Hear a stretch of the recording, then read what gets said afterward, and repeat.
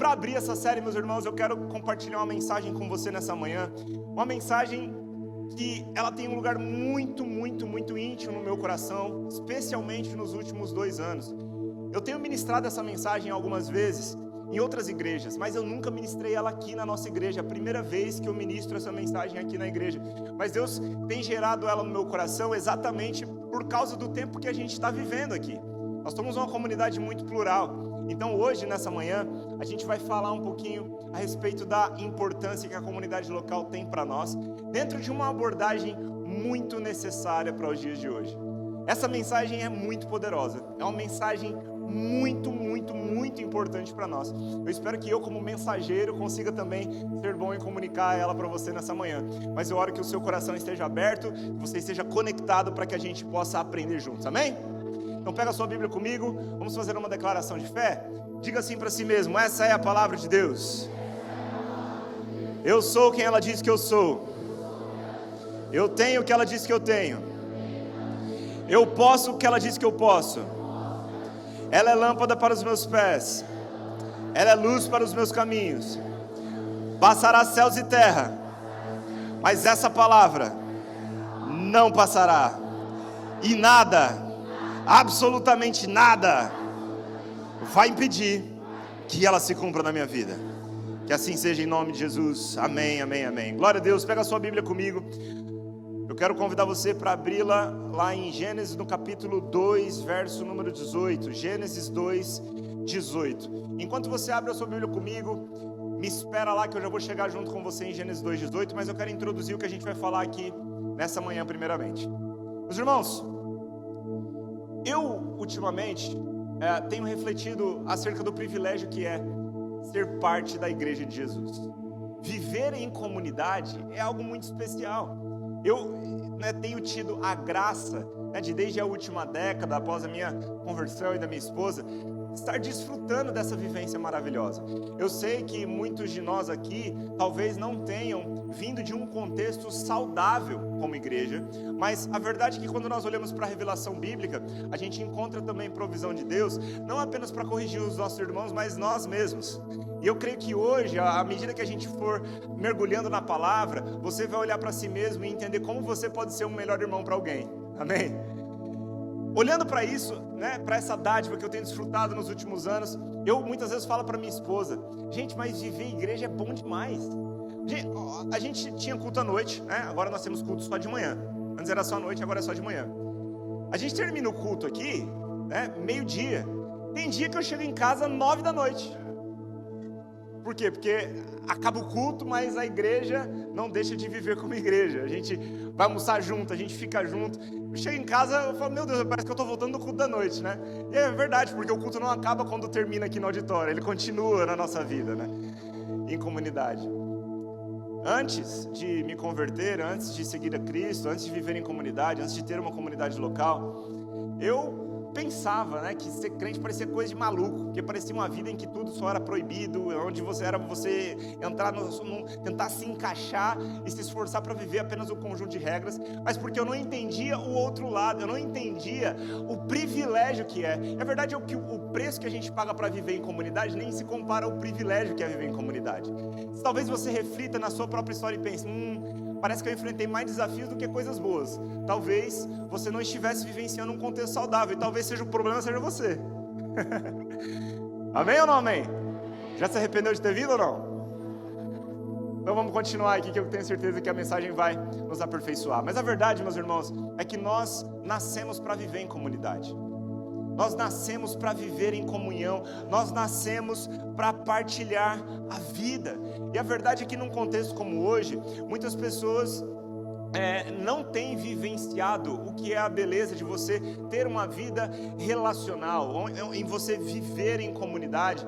E a verdade é que nos tempos de hoje também não é difícil de você ver cenas assustadoras que nos mostram isso, que nos ilustram isso. Como por exemplo, não é difícil você ir num restaurante e você olhar numa mesa ao lado e ver um casal a dois jantando juntos, mas separados pelas telas dos seus 2 celulares. Talvez esse seja você. Se você não está vendo, é porque talvez seja você.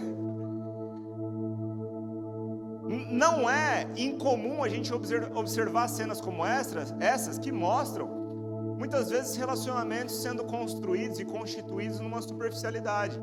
A gente vive num contexto aqui em São Paulo em que o dia a dia da cidade provoca o hábito de pessoas não olharem nos olhos umas das outras, não valorizarem a presença uma das outras. Todas estão apressadas, corridas para os seus compromissos e não conseguem desfrutar da presença de tanta gente que tem. Eu sei que, embora essa presença não seja muito confortável às vezes, né?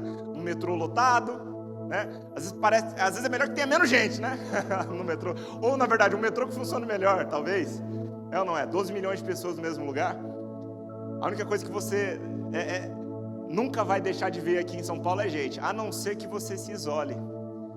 E a verdade, meus irmãos, é que Deus, Ele nunca quis que esse contexto de isolamento acontecesse. Porque esse contexto de isolamento social, e eu não falo dessa perspectiva apenas por questões necessárias para a sociedade, como aconteceu, por exemplo, na época da pandemia, mas a gente precisa enxergar pela perspectiva correta essas coisas. Por exemplo, a gente vê tantas consequências maléficas desse tempo da pandemia. Tem pessoas com dificuldade de se socializarem hoje por causa de questões da época da pandemia. Porque a verdade é que nós não somos criados para o isolamento. A gente não foi criado para viver sozinho. Não à toa, a gente não precisa nem ser crente para entender isso.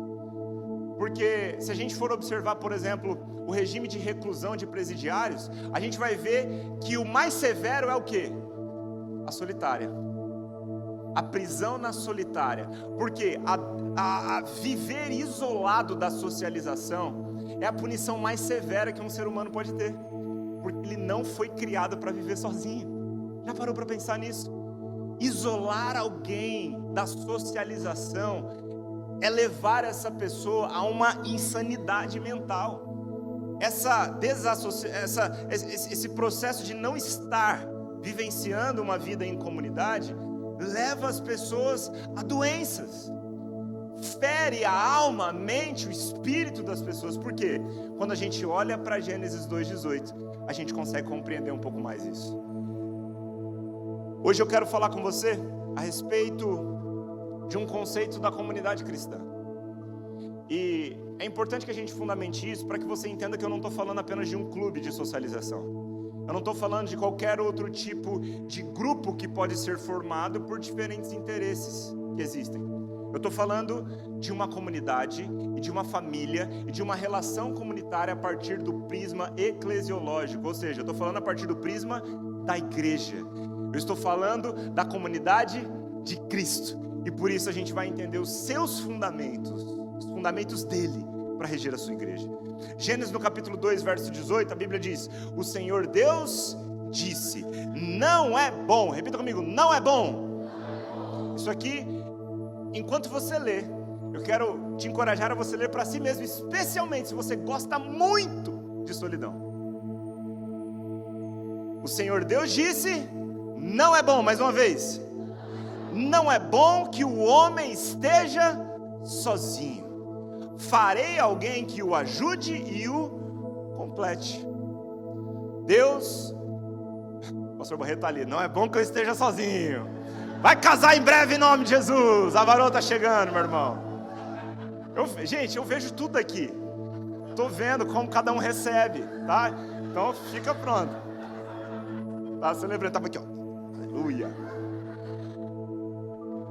A gente vai ver após essa cena a constituição da primeira família da terra. Mas esse princípio, ele não é um princípio apenas para o convívio relacional entre marido e mulher. Essa instituição familiar, ela foi constituída a partir desse princípio relacional da humanidade. Por quê? Porque o Criador da humanidade, o Criador de todos nós, Ele é um Deus também comunitário. Deus, meus irmãos, presta atenção no contexto. Aqui a gente está falando de Gênesis capítulo número 2. A queda acontece em Gênesis 3. Então aqui o homem não tinha pecado. Ainda não existia corrupção no mundo. Estava tudo perfeito conforme Deus criou. Mas Deus olha e fala, ainda está faltando algo. E esse algo era o outro. Em outras palavras, é como se ele estivesse falando para Adão: não faz sentido tudo que eu criei, não faz sentido tudo que eu depositei em você, se não tiver um outro para você compartilhar. Isso porque esse Deus que é um, também é 3 em 1. Embora ele seja um, ele nunca esteve sozinho.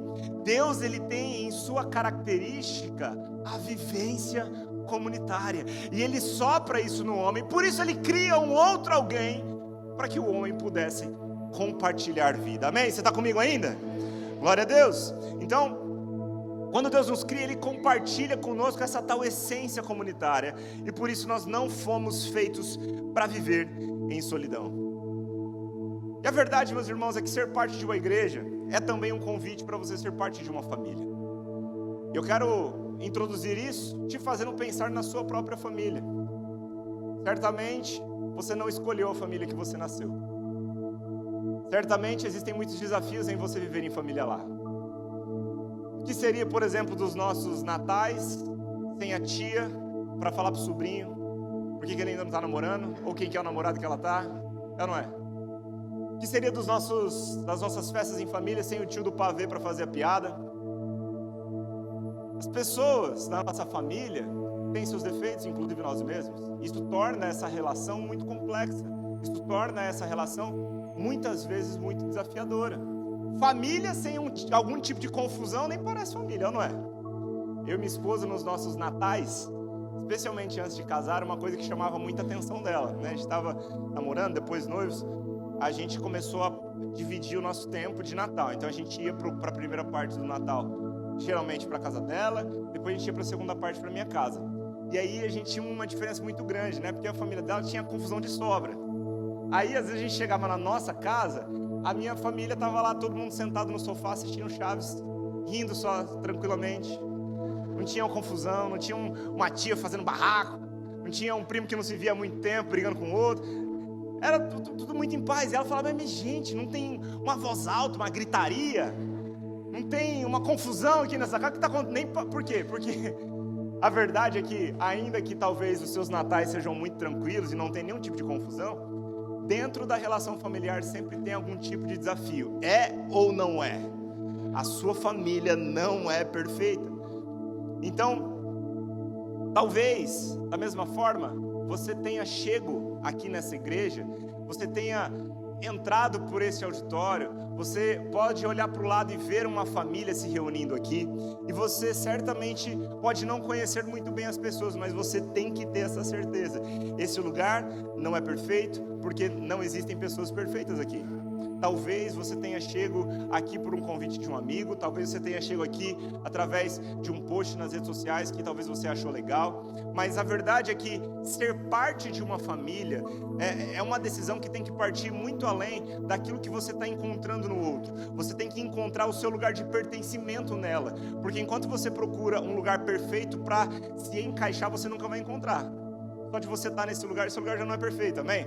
Mas você precisa encontrar essa chave de pertencimento, você precisa se identificar com a família local, e existe essa necessidade dentro de cada um de nós. É por isso que eu penso ser tão superficial do ponto de vista bíblico, da cosmovisão bíblica, crente que só frequenta igreja, mas não se envolve na família, crente que só está procurando um lugar para ouvir uma boa palavra, mas não uma família para pertencer, porque é raso, porque isso nos forja pouco perto do quanto poderia nos forjar dentro das relações comunitárias, dentro das mesas que a igreja forma.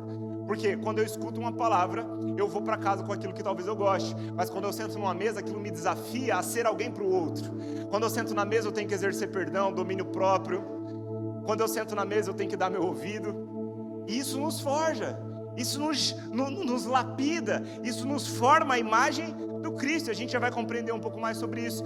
Mas fazendo esse paralelo da sua família pessoal com a família local que você pertence ou que você tem buscado encontrar, eu quero te fazer um encorajamento muito grande aqui. Existe uma diferença da família pessoal com a família local, porque você pode até escolher, você não escolheu a família que você nasceu. A igreja local você pode até escolher qual igreja você pertencer, mas você não escolhe os membros dela. Assim como você não escolheu ter a mãe que você teve, ter o pai que você teve, ter os irmãos que você teve, ter o tio, a avó que você teve. você também não escolhe os membros da família local ao qual você pertence e se enraiza. Então, qual é a grande chave? Ser capacitado a pertencer mesmo em meio aos desafios. Enquanto você escolher se isolar por causa dos desafios, você não vai pertencer a lugar nenhum. É por isso que tem muita gente com relações superficiais mudando de igreja o tempo todo, porque não cria raízes. Não cria raízes, não pertence à comunidade, não pertence um ao outro. E por isso não está disposto a enfrentar os desafios, ou quando o primeiro bate é melhor mudar de lugar do que eu mudar a mim mesmo para lidar com o outro. É ou não é? É forte, família. Por isso, eu quero meditar junto com você. Gente, ou a gente deixa ou a gente tira o pad. Por gentileza. Talvez pode deixar sem, acho que está um pouco difícil. Tá, às vezes sobe e desce um pouco. Gente, desculpa, é que isso me distrai um pouco. Obrigado, eu sei que a gente está lutando contra o som, mas vai dar certo, ele vai agir ao nosso favor. Vamos lá, Mateus no capítulo de número 9, verso 9. Vamos lá comigo, por gentileza. Mateus 9, 9.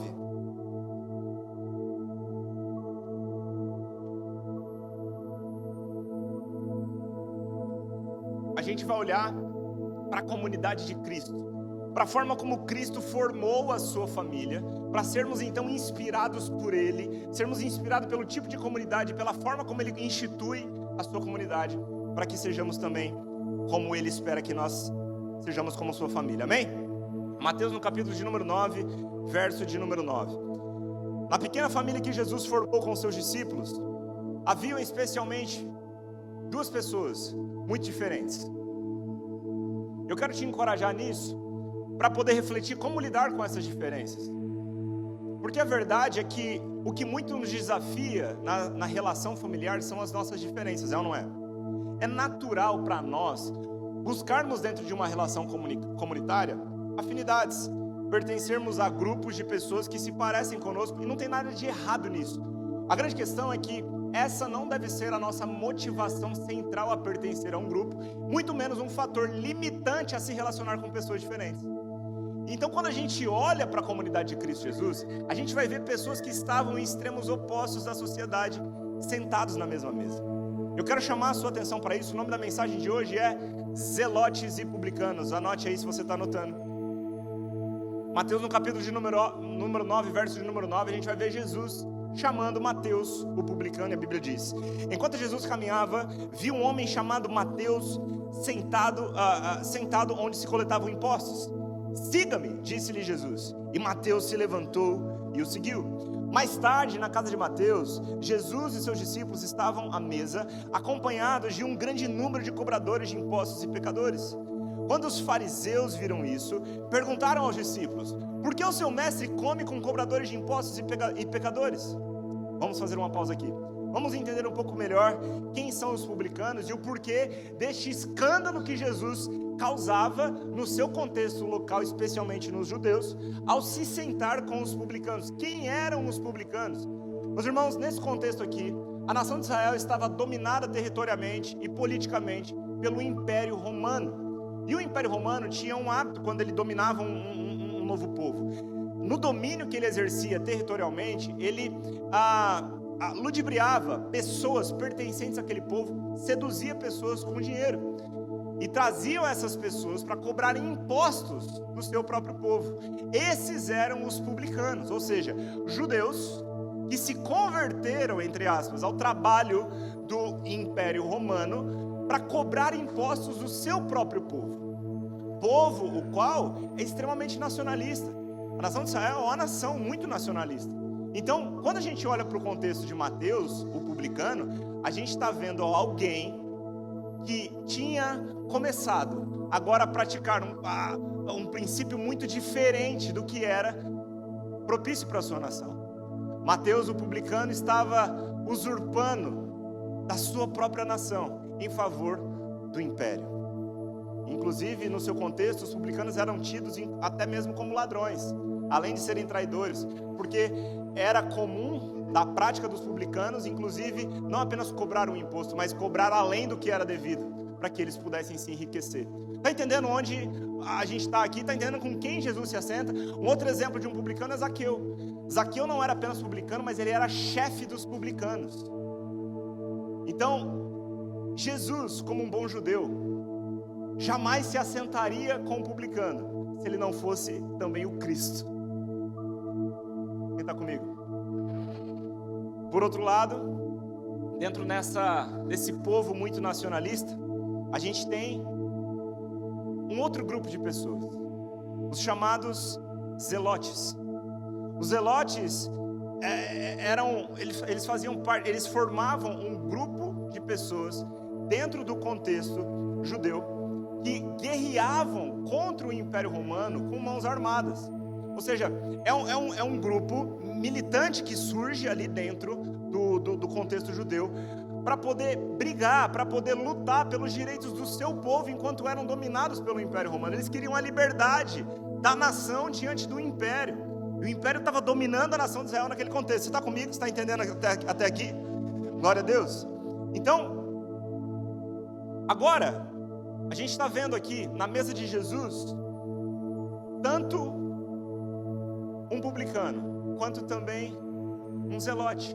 Porque Jesus, ele chama para essa mesa também um homem chamado Simão. Ele pertencia ao grupo dos zelotes, mas também estava na mesa de Jesus. De um lado temos os zelotes em defesa da nação. E meus irmãos, um contexto para você aqui. A nação de Israel, ela é muito nacionalista. Um exemplo aqui na guerra agora, 1 hora depois da convocação do exército de Israel aos reservistas, todo mundo já estava lá apresentado com seu fuzil na mão. É um povo pronto para defender, para lutar pela nação. Está comigo? Então, dentro desse povo, ainda tinham aqueles que eram extremistas nessa luta pela liberdade. E aí a gente vê os dois sentados na mesa. De um lado, Mateus o publicano. Do outro lado, Simão o zelote. Eles estavam em extremos opostos na perspectiva social. Essas pessoas, em hipótese alguma, se assentariam juntos na mesma mesa.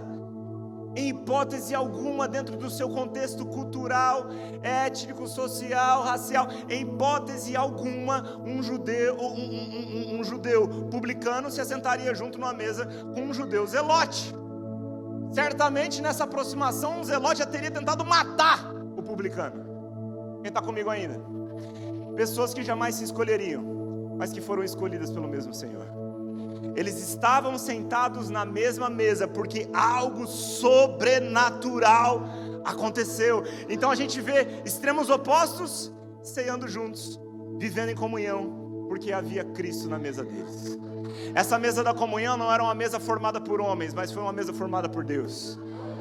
E na cruz do Calvário, Deus uniria homens e mulheres de todas as tribos, de todos os povos, de todas as nações, porque a cruz de Cristo Jesus carrega esse poder. Então eu quero falar um pouco mais com você sobre o poder de Deus em unir pessoas completamente diferentes na mesma mesa, porque isso também é ser igreja. No tempo que a gente vive atualmente, a tal polarização que a gente vê na sociedade, especialmente no âmbito político, tem dividido não só a sociedade em si, mas também tem, em muitos contextos, gerado divisões até mesmo nas igrejas. E esse não é o desejo de Deus para nós, não é o desejo de Deus que haja divisão entre nós, ou divisões, ou facções entre nós, porque o poder que nos une é muito maior do que qualquer coisa que tenta nos separar. Na mesa de Jesus tem gente diferente sentado junto, porque Ele está nela. Se nas nossas comunidades locais as diferentes opiniões ou as diferentes ideias falam mais alto do que o fator que nos une, então essa mesa, ela não é mais a mesa de Cristo, é a nossa mesa. É a gente que está montando a mesa. Se a gente olha para o lado e vê pessoas que só compactuam da mesma ideia, que só se vestem igual, que pensam todo mundo igual, isso não se parece com a mesa de Cristo. Porque a mesa de Cristo, ela não é uniforme, mas ela é unida. Então tem que ter gente diferente sentada na sua mesa. Tem que ter ideias diferentes sentadas na sua mesa. Porque só assim é uma prova e um testemunho para o mundo de que existe um poder maior que te uniu com essa pessoa. É por isso, meus irmãos, que a unidade da igreja é um dos maiores símbolos, ou deveria ser para o mundo, um dos maiores símbolos de que de fato nós pertencemos a algo ou alguém que não é dessa terra. Porque no mundo não existem razões para unir as pessoas dessa forma. No mundo não existiria uma razão para um zelote e um publicano sentar na mesma mesa, comer a mesma ceia. E mesa para Cristo Jesus é algo muito importante, não à toa ele se assentou para comer com Mateus. Não à toa ele entrou na casa de Zaqueu e comeu com Zaqueu. Não à toa ele também ceou com aqueles discípulos que estavam a caminho para Emaús. Não à toa, na carta a Apocalipse, em uma das cartas, a Bíblia diz que Jesus está à porta e bate. Quem ouvir a sua voz, abrir a porta, ele entrará e ceará junto. Porque o lugar da mesa, o lugar da ceia para Jesus simboliza a comunhão. A comunhão significa você ter parte com alguém, ainda que você seja muito diferente. Você está comigo ainda? A mesa de Jesus, ela nos impulsiona a olharmos para o lado e enxergar valor nas nossas diferenças. A mesa de Jesus, ela nos proporciona a capacitação de poder ser lapidado por alguém que é diferente de nós. Pensa no casamento, quem é casado aqui sabe disso. O fato de eu ser casado com a minha esposa me torna alguém melhor. Primeiro porque ela me estica muito e ela me corrige bastante. Se eu falo alguma coisa meio errada aqui, ela já olha, já está com uma cara para mim, opa, não deveria ter falado isso. Então, me relacionar com a minha esposa me torna alguém melhor. E olha só, tem algo muito interessante aqui que também tem um fundamento bíblico. A minha esposa, ela é muito boa em coisas que eu não sou, e eu sou bom em coisas que ela não é. Mas quando nós estamos juntos, as nossas qualidades estão unidas em prol de uma causa maior. Quem está comigo? O casamento. Quando a igreja está unida, as diferentes qualidades, as diferentes capacitações, os diferentes dons que foram repartidos, eles têm um potencial muito maior em unidade. É por isso que no exemplo do corpo de Cristo, Paulo também faz referência ao corpo humano, falando das diferentes funções de cada membro. Não faz sentido para uma mão estar isolada do corpo, porque ela só executa o seu potencial de ser mão se ela estiver conectada ao corpo. Quem está comigo? Eu estou com a coceira aqui, ó. Eu preciso da minha mão conectada no meu corpo para cumprir o papel dela nesse momento, amém? Não gosto de fazer barba com gilete. Às vezes isso acontece na barbearia e me incomoda um pouco. Quem está comigo? Fazendo um parênteses aqui só para você compreender o que eu estou dizendo. Preciso da minha mão aqui agora, assim como você precisa da pessoa que está do teu lado. Porque ela carrega um potencial e uma função específica no corpo que você não exerce, mas você precisa. Essa é a beleza de ser corpo, essa é a beleza de ser igreja. Mas se o olho olha para a mão e fala, você é muito diferente de mim, aparta-se desse corpo, esse corpo não vai funcionar da melhor forma, só porque o olho é diferente da mão. É justamente porque o olho é diferente da mão que um precisa do outro. Está comigo? Muito bem. Por isso, o apóstolo Paulo fala, lá em Efésios, no capítulo número 4, que todo o corpo amadurece, que todo o corpo é edificado quando cada um faz a sua parte. Após falar sobre a singularidade dos dons distribuídos à igreja, Paulo fala, quando cada um exerce a sua parte, quando cada um exerce a sua função, todo o corpo cresce.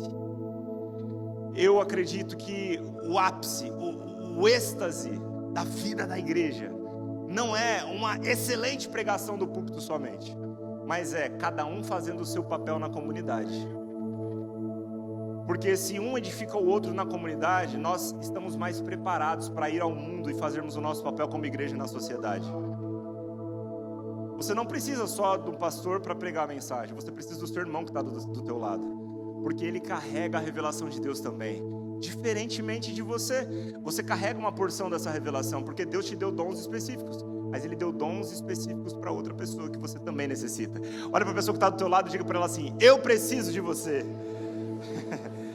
Glória a Deus.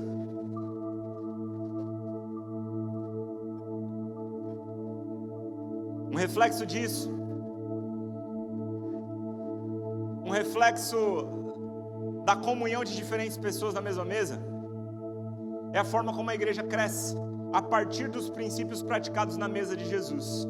Jesus, ele vive com os seus discípulos, ele convida os seus discípulos à mesa, ele lava os pés dos seus discípulos na mesa, ele ensina a comunhão aos seus discípulos, e quando ele vai aos céus, ele envia o Espírito Santo, aquele o qual capacitaria cada um de nós para sermos como Jesus foi. E quando a gente vê o início da história da igreja, a gente vai ver os irmãos praticando a mesma coisa que Cristo. Então vamos olhar para essa comunidade primitiva e aprender algumas coisas aqui com ela a respeito dessa mesa plural que existia lá e que também precisa existir aqui. Eles viviam em comunidade, eles viviam em comunhão, mas para isso, para que a gente possa desfrutar em sua plenitude do que é ser igreja, a gente vai precisar abrir mão de algumas preferências e eu quero compartilhar 3 delas com você. São 3 preferências que você vai precisar abrir mão, você precisa abrir mão para você viver em comunidade da forma como Cristo deseja. A primeira delas, você vai precisar abrir mão da preferência de se relacionar somente com quem se parece com você. Por quê? Porque comunidade transcende personalidade. A igreja de Atos 2, a gente vai ver pessoas com diferentes histórias, com diferentes contextos, inclusive de diferentes nações, mas eles tinham uma mesma linguagem: Cristo Jesus. Ser igreja não é se fechar somente num clubinho de pessoas que você mais se identifica, mas é conseguir olhar para alguém muito diferente de você e entender que você é um com ele e que vocês são partes diferentes de um mesmo corpo. Aleluia! Eu não estou falando aqui, irmãos, sobre ferir princípios bíblicos. Eu não estou falando aqui sobre você aderir ideologias que não convergem com a palavra de Deus. Eu estou falando mesmo em meio a diferenças, você crê no poder de unidade que Cristo Jesus carrega e que Ele também colocou em cada um de nós para que a gente possa ter comunhão um com o outro, independente das diferenças. Quem está comigo ainda? Por isso, Hebreus no capítulo 10, verso 25, a Bíblia diz: não deixemos de nos reunir como igreja, meus irmãos, porque algo poderoso acontece quando a igreja se reúne. Deus é revelado. Naquela mesa, quando Jesus está com os discípulos que estavam a caminho de Emaús, quando ele parte o pão na mesa, a Bíblia diz que os olhos dos discípulos são abertos e eles puderam ver o Cristo. Tem muita coisa que a gente não vê, tem uma porção que a gente não vê se a gente não estiver na mesa em comunhão. Tem coisas que você recebe no coletivo, enquanto a mensagem é pregada. Tem coisas que você vai receber no teu quarto com a tua porta fechada. Mas tem coisa que você só vai receber na mesa em comunhão com o outro. A mesa é um lugar que mais nos lapida. Aqui está todo mundo de frente olhando para mim. Mas você pode fazer é me julgar pelo que eu estou falando. E você precisa fazer isso, porque a palavra nos orienta a julgar a profecia. Agora, quando você vira a sua cadeira de frente para a pessoa que está do teu lado, você não apenas vai julgar, mas você vai ser julgado também. Essa é a parte difícil. Porque falar, a gente está sempre pronto para falar. Mas para ouvir sobre o que a gente precisa aprender, falando assim, no olho das nossas deficiências, ou quando as nossas deficiências se tornam evidentes nessa relação, é difícil. Mas é para isso que Cristo Jesus nos convoca. Quando Ele chama os discípulos, Ele está chamando o zelote, Ele está chamando o publicano, pessoas que talvez, imagina só, Simão chegando na mesa e vendo Mateus. Eu imagino que, e não está na Bíblia, tá? É pensamento meu. Eu penso que talvez o Simão tivesse, meu Deus, mas cadê minha espada? Mas porque tinha Jesus lá, ele podia se assentar, porque o poder da unidade era muito maior do que o poder da diferença. Quem está comigo ainda? Embora o convite de Cristo seja pessoal, e tenha sido pessoal a Simão, o publicano, o zelote, e tenha sido pessoal a Mateus, o publicano, quando eles decidiram pessoalmente, individualmente seguir a Cristo Jesus, ao olharem para o lado, eles viram que não estavam sozinhos. Seguir a Cristo é uma decisão pessoal, mas a decisão de seguir a Ele te faz necessariamente aprender a viver em comunidade. Não tem como seguir Jesus sozinho, porque Ele não chamou só você para segui-lo. Jesus forma famílias, Ele forma comunidades, assim como Ele formou a sua. Ele está nos ensinando a vivermos como uma dele aqui, amém?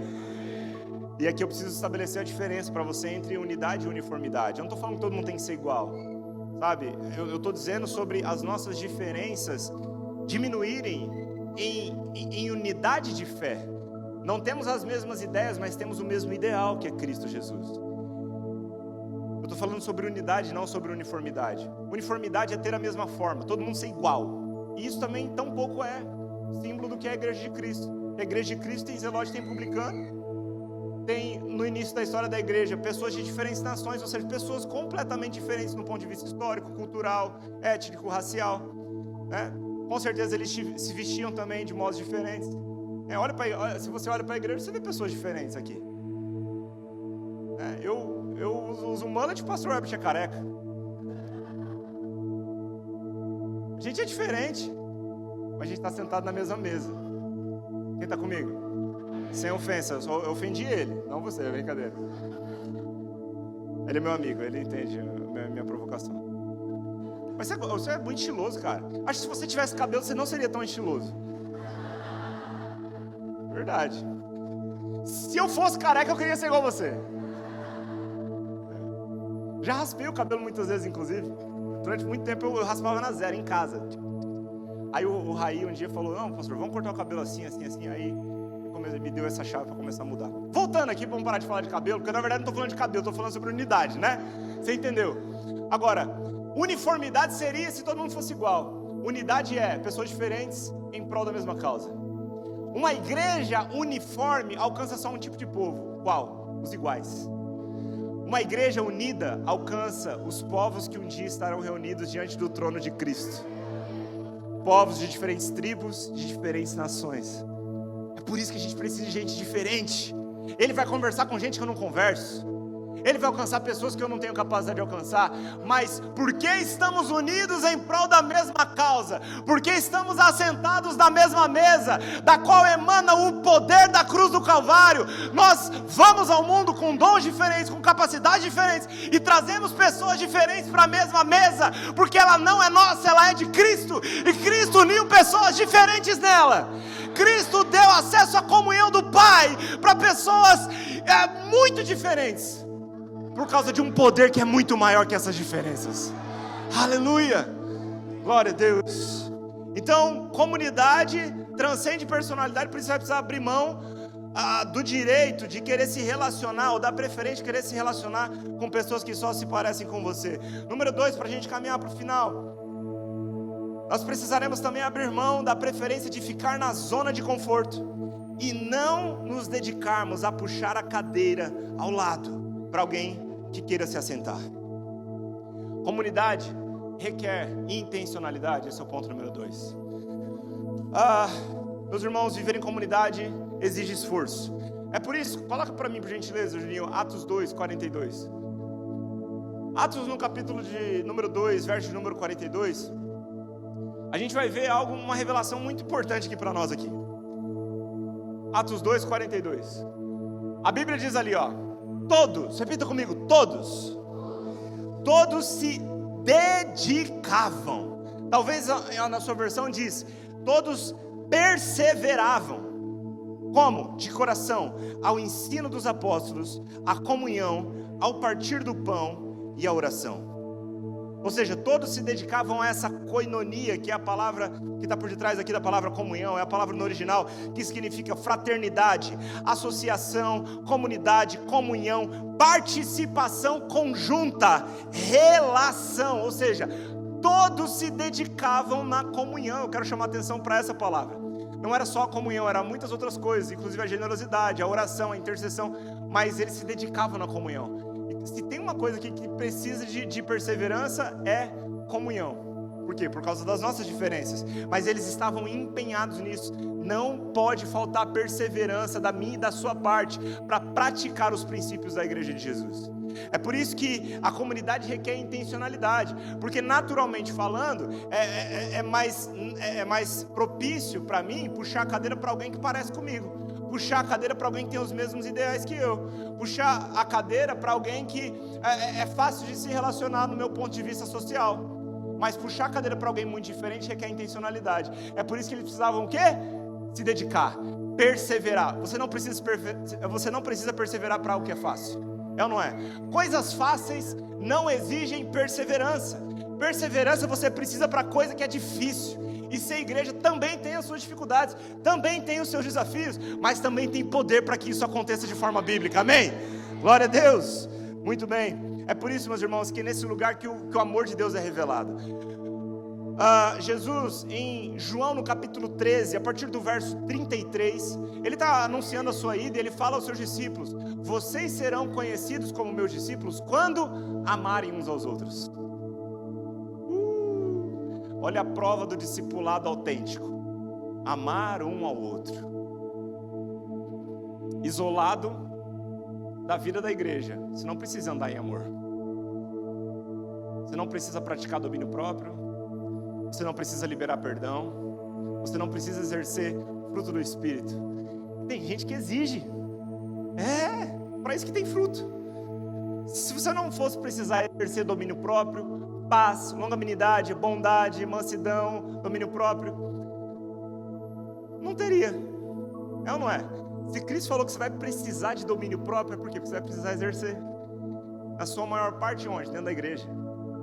Porque os discípulos, é ou não é? Vocês dois exercem um com o outro ou não? Tem dia na reunião pastoral, quase que eles brigam. Mas tem domínio próprio.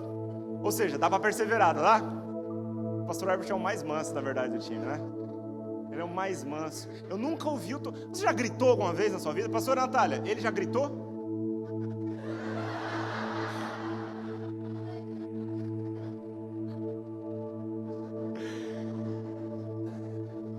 Ai, gente, eu amo a diferença da nossa equipe. Eu amo ter gente diferente na mesa, de verdade. Glória a Deus. Peguei você hoje para falar aí. Fica comigo. Então, nós seremos conhecidos como seus discípulos quando o quê? Amarmos uns aos outros. Essa é a prova de que somos autênticos discípulos. E para amar um ao outro, a gente precisa estar convivendo um com o outro, é ou não é? É ou não é? É ou não é? Você está comigo? É por isso, então, que 1 João no capítulo 4 diz que se alguém diz que ama a Deus, mas odeia o seu irmão, é o quê? Mentiroso. A pancada continua aqui se você continuar lendo o texto. 1 João, no capítulo 4, o capítulo é muito forte. Então não tem como dizer que você ama a Deus, mas odeia a igreja. Talvez, eu não estou menosprezando, eu não estou desprezando o fato de você talvez ter sido ferido na igreja, ferido por alguém da igreja, mas é também nela que você vai receber cura, porque Deus distribuiu dons aos seus irmãos, aos nossos irmãos, com a capacidade de amar um ao outro. Isso começa comigo, com você. Se um dia você foi ferido, eu te peço perdão se algum dia alguém te feriu, como irmão em Cristo. Mas não saia da mesa por causa disso, porque você precisa dela. Talvez você pense, durante muito tempo eu não fiz parte de uma igreja, porque nenhuma igreja me merece.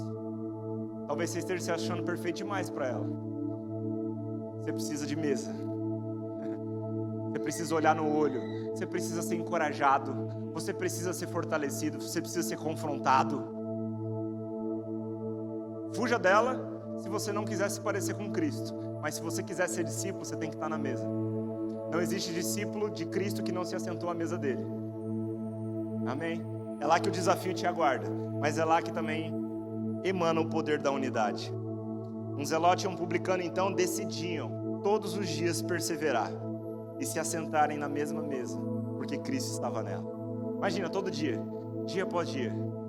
Talvez você pense nisso antes de sair de casa. Eu vou sair de casa, eu sei que o culto é legal, é importante, mas eu vou me encontrar com aquela pessoa. Aquela pessoa que me feriu, aquela pessoa que falou mal de mim. Ei, na igreja não acontece isso. É ou não é? Quase nunca acontece isso. Gente, o tanto de gente se relacionando aqui, como é que não vai ter problema? Claro que vai ter. Talvez você pense isso, mas vai ser difícil demais encontrar aquela pessoa. Mas vai ser difícil demais eu ter que me relacionar com alguém. Aí o que acontece? Começa a passar pelo corredor assim, ó. Vê a pessoa vindo, se esconde. Quase que não acontece isso na igreja, é ou não é? Ei, gente. É por isso que muitas vezes, quando essas problemáticas chegam a mim, pastor, mas fulano não estava falando com ciclano por causa disso. O que eu falo? Chama numa mesa, senta e conversa. Gente, o quão é difícil para muitas pessoas sentarem na mesa e conversar. Porque as pessoas não estão acostumadas em olhar nos olhos umas das outras e serem humildes, pedirem perdão e amarem umas às outras. Mas essa é uma oportunidade. Se você não quer crescer, continue se isolando, continue mergulhado no seu ego. Mas se você quer se parecer com Cristo, senta na mesa. Aleluia! Palavra de Deus para você nessa manhã. Glória a Deus. E não é somente para aturar o outro, tá? É para considerar. É para considerar a história, para considerar o contexto, para você, talvez a dificuldade que você esteja tendo com o outro seja só porque você ainda não parou para refletir na história da pessoa. Talvez certos desequilíbrios do outro que ferem você, ou que incomodam você, vão ser resolvidos quando você olhar para essa pessoa com olhos de compaixão, para entender a história dela que talvez fez com que ela tivesse alguns desequilíbrios que te incomodam hoje. Mas quando você olhar para alguém com os olhos de Cristo, quando o seu coração ir até ela num lugar de compaixão, o que é compaixão? Você se colocar no lugar do outro. Cristo fazia isso antes de curar as pessoas. A Bíblia diz que ele era movido em compaixão. Talvez você não considere os problemas dessa pessoa porque você nunca se imaginou no lugar dela. Faça esse exercício. Eu tenho certeza que a maioria dos problemas seriam resolvidos se a gente fizesse isso. Então, o que precisa, muitas vezes, não é de pessoas perfeitas na nossa mesa, mas é da gente parecer cada dia mais com Cristo. Se essa for a busca de cada um de nós, teremos uma mesa mais parecida com a dele, amém? Por último, eu quero finalizar aqui. Nós precisaremos também abrir mão da decisão de esperar que alguém faça algo por nós, porque a comunidade é nossa responsabilidade. Diga isso, comunidade é nossa responsabilidade. Ou seja, não é só do pastor, não é só minha, ela é minha e sua, é nossa. E onde a gente tira esse princípio, irmãos? Vamos olhar para Atos novamente, pode abrir o mesmo verso, Juninho. Atos no capítulo de número 2, verso de número 42. Vai chegar. Foi? Atos 2, 42. Vamos ver aquela palavrinha mágica que diz ali, a primeira palavrinha. Leia comigo junto, no 3. 1, 2, 3. Oh, que maravilha esse som. Todos. Só que, vamos refletir no contexto aqui. Aqui já não eram só mais 12. Jesus ensinou para 12, mas ele ensinou 12 para alcançar muitos. Ele formou uma pequena família para que uma grande família fosse consolidada em breve pelo poder do Espírito Santo. Atos no capítulo 2, versos de número 1 a 4, a Bíblia vai falar ali a respeito dos irmãos que estavam reunidos. E esses irmãos eram quantos? 120. Eles estavam aguardando o quê? A vinda do Espírito Santo. O Espírito Santo desce sobre eles. Eles são empoderados, eles são cheios do Espírito Santo, eles são capacitados, eles recebem poder. Eles são cheios daquilo que Jesus prometeu que eles seriam, cheios da capacidade do alto, cheios do poder do alto, para serem suas testemunhas, em toda a Judéia, Samaria, até os confins da terra, começando por Jerusalém. E o que acontece? Após a vinda do Espírito Santo, Pedro se levanta, prega o Evangelho, 3.000 pessoas se convertem. Faça a conta comigo, tá? Você não precisa ser um pastor de igreja para você fazer esse exercício. Você é parte do corpo de Cristo, você precisa pensar no corpo. Eram quantos? 120. Vamos lá, 3.000 mais 120. 3.120. Na verdade, a conta que eu ia fazer era menos.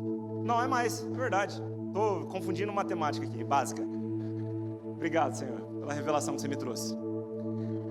3.120. Meus irmãos, um acréscimo de 3.000 pessoas. Agora imagina, pastor Vini, uma comunidade de 120. Aqui nós somos uma comunidade de pouco mais de 240, né? Mas imagina pela metade. Ou imagina uma comunidade de 240 e 6.000 pessoas chegando. Como é que a gente faz para receber essas pessoas nessa mesma proporção? Como é que faz? Imagina 3.000 pessoas chegando aqui. Primeiro que a gente não ia ter espaço aqui, né? Ter que repartir em comunidades, né? Que era o que eles faziam também. E a gente faz também.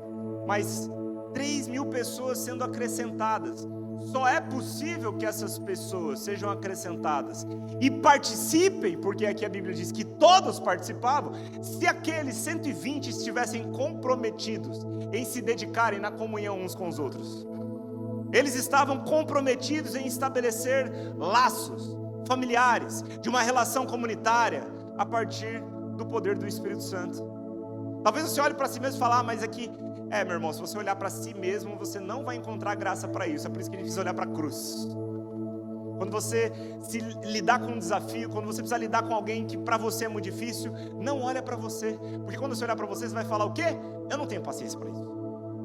Mas se você olhar para a cruz, você vai lembrar, de lá emana toda a provisão, para que eu faça o que Ele falou para fazer, para eu ser o seu discípulo, para eu ser sua testemunha, e a prova disso é que eu vou fazer o quê?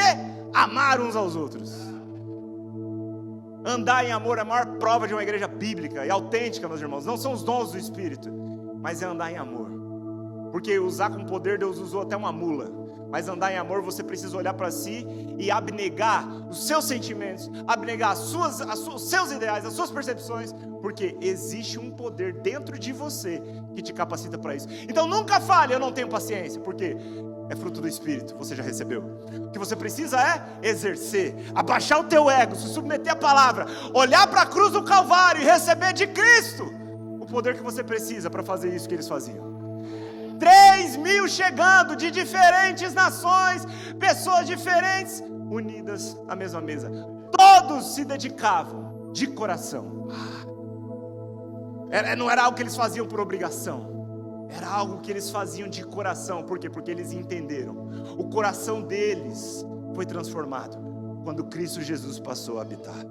Essa é uma responsabilidade sua, não apenas minha. E o que acontece quando a gente pratica isso? Na continuidade, a gente vai ler e vai encerrar aqui. 43, havia em todos eles um profundo temor, e os apóstolos realizavam muitos sinais e maravilhas. Os que criam se reuniam num só lugar e compartilhavam tudo o que possuíam, vendiam propriedades e bens, repartiam dinheiro com os necessitados, adoravam juntos no templo diariamente, reuniam-se nos lares para comer, olha os grupos aí, e partiam o pão com grande alegria e generosidade, sempre louvando a Deus e desfrutando a simpatia de todo o povo. E a consequência agora, muitos líderes querem ver isso aqui, sem ensinar que cada um faça a sua parte. A sua parte está lá no começo. Todos se dedicavam de coração ao ensino dos apóstolos, à comunhão, ao partir do pão, à oração. E a consequência é que o Senhor, a cada dia, lhes acrescentava aqueles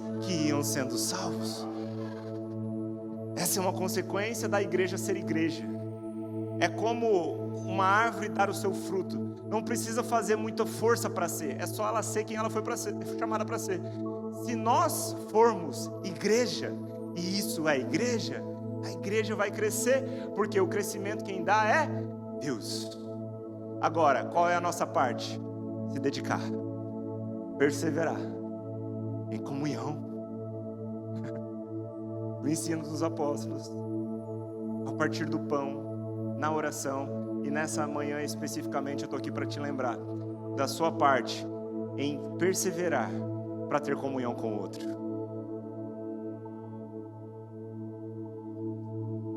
Você está disposto a isso? Ou você só está procurando um lugar para ouvir uma boa mensagem para si próprio e você ir para a sua semana em paz que você cumpriu o seu rito religioso? Se você está buscando ser discípulo, e eu não estou aqui preocupado com fazer a igreja inchar de pessoas vazias de propósito, porque o mandato de Cristo não é esse. Fazer a igreja crescer não é minha responsabilidade, é de Deus. A minha responsabilidade qual é? E não só minha, sua também. Fazer discípulos. Fazer discípulos de todas as nações.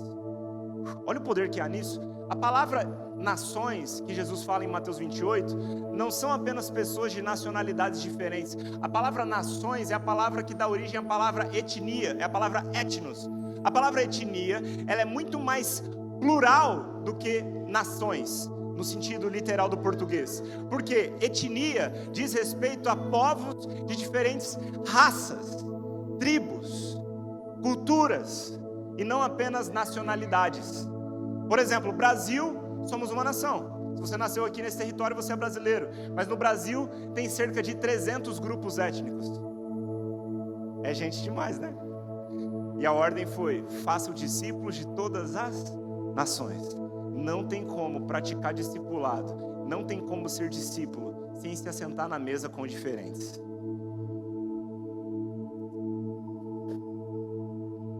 É mais fácil não ter que lidar com pessoas muitas vezes, mas quem ama Jesus ama a igreja dele também. O trilho pelo qual flui a comunhão da igreja não é a afinidade, é o amor de Deus. Você nunca vai se parecer com Cristo isolado, porque Ele estava no meio da multidão, com pessoas diferentes. Isso é ser comunidade, um grupo de pessoas unidas por algo em comum. Quando Jesus ele lava os pés dos seus discípulos, Ele está ensinando algo muito importante, eu vou fechar aqui. Jesus monta uma mesa antes dele voltar aos céus. Ele está prestes a ir para a cruz do Calvário. E no momento final, Ele chama uma mesa. Ele monta uma mesa e assenta os seus discípulos nela. Olha só, gente. Jesus talvez poderia ter ido para o monte pregar. Jesus poderia talvez ter ficado até o último instante da sua entrega, porque Ele não foi capturado, Ele se entregou. Ele poderia ter ficado até o último instante da sua entrega, pregando para curar mais pessoas, salvar mais pessoas. E não que isso não fosse bom, porque Ele fez muito isso durante os seus 3 anos de ministério. Mas no último instante, o que Ele faz? Ele monta uma mesa. E Ele vai ensinar aos seus discípulos algo muito poderoso. Ele monta uma mesa e traz o ensino a respeito da ceia do Senhor, do pão e do vinho que simbolizam o corpo e o sangue de Jesus, o corpo que seria entregue, o sangue que seria derramado como propiciação pelos nossos pecados. É exatamente aqueles elementos ali que fazem a referência do poder que hoje nos une. O sangue de Jesus que nos cobriu. A pessoa que está do teu lado, embora talvez ela tenha um tipo sanguíneo diferente do seu, espiritualmente falando é o mesmo sangue que está sobre ela. Olha para a pessoa do seu lado e fala assim: nós temos o mesmo sangue. Esses dias minha esposa me perguntou: qual que é o seu sangue? Porque eu acho que o dela é diferente do meu, né? O tipo sanguíneo. Eu falei: eu acho que é o O positivo, acho que o dela é A, alguma coisa. Sempre que ela me pergunta isso eu travo, eu não sei. Mas espiritualmente falando eu sei. O meu sangue e o seu sangue é o sangue de Cristo Jesus, porque esse sangue nos cobriu, esse mesmo sangue nos lavou, esse mesmo sangue nos tornou um com Ele, porque foi esse sangue que pagou os nossos pecados, esse sangue que nos purificou, e o mesmo poder continua nos unindo agora, até que Ele venha. Aleluia. Ele monta a mesa, ele faz essa simbologia com seus discípulos, fala para que eles fizessem isso em memória daquilo que aconteceria, e depois ele bota uma toalha na cintura e começa a lavar os pés deles. Jesus está nos ensinando que a mesa não é só um lugar que a gente se assenta para comer, mas é um lugar que a gente se assenta para aprender a servir o outro, para aprender a fazer algo pelo outro. Chegou a hora de você enterrar suas desculpas e desenterrar os seus dons para servir alguém. Faça algo pelo outro.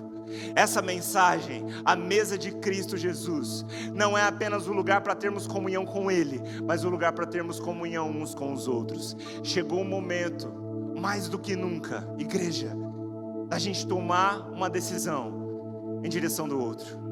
Porque na cruz do Calvário existe uma simbologia muito rica que está acontecendo quando Cristo Jesus morre.